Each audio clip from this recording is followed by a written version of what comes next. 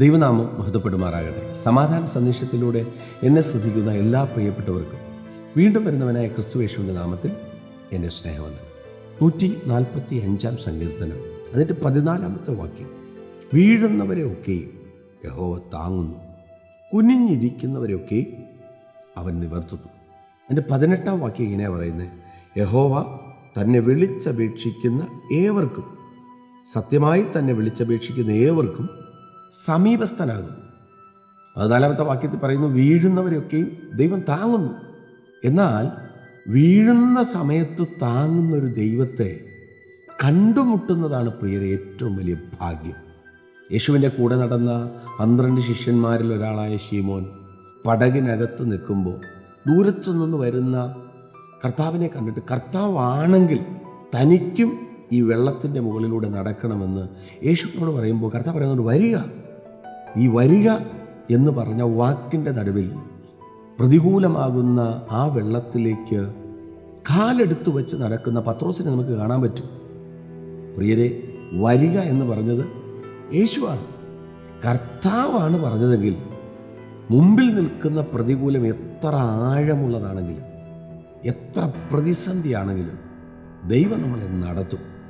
പത്രോസ് നടന്നു പോകുന്നത് വ്യക്തതയോടെ കർത്താവ് കാണുകയാണ്. ആരെ കണ്ടുകൊണ്ട്? യേശുവിനെ കണ്ടുകൊണ്ട്.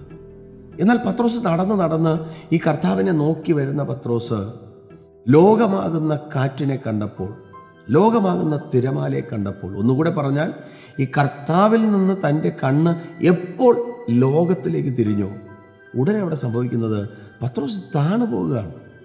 താണുപോയ പത്രോസ് പടകിനകത്ത് ശേഷം 11 പേരുണ്ട്.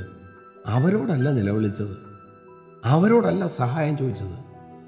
യേശുവേ എന്നുള്ള വിളിക്കകത്ത് കർത്താവ് തന്നെ കൈക്ക് പിടിച്ച് എവിടത്താണോ അവിടെ തന്നെ എഴുന്നേൽപ്പിച്ച് നിർത്തിയതുപോലെ ഈ സന്ദേശം കേൾക്കുമ്പോൾ പ്രിയരെ, വീഴുന്നവരെയൊക്കെ താങ്ങാൻ ആരും കാണത്തില്ല.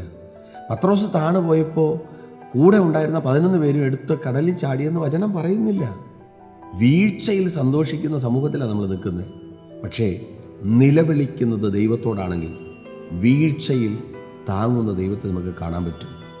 ഈ സന്ദേശം കേൾക്കുമ്പോൾ ജീവിതത്തിനകത്ത് ഈ കർത്താവിനെ കണ്ട് ഇറങ്ങി പുറപ്പെട്ടിട്ട് എവിടെയെങ്കിലുമൊക്കെ താണു പോകുന്നെങ്കിൽ ഒന്നുറപ്പാണ്, നിങ്ങളുടെ കണ്ണ് കർത്താവിൽ നിന്ന് ലോകത്തിലേക്ക് മാറി ആ കർത്താവിനെ തന്നെ വീണ്ടും കാണാൻ റെഡിയാണെങ്കിൽ, ആ കർത്താവിനോട് തന്നെ ഒന്ന് നിലവിളിക്കാൻ റെഡിയാണെങ്കിൽ, താണുപോകുന്ന നമ്മെ കൈക്ക് പിടിച്ച് കയറ്റുന്ന ഈ കർത്താവിനെ രുചിച്ചറിഞ്ഞ് ആത്മാവിൽ സഞ്ചരിപ്പാൻ ദൈവം കൃപ ചെയ്യട്ടെ. വിശ്വസിക്കുക, പ്രാർത്ഥിക്കുക. ദൈവം വിശ്വസ്തൻ. God bless U.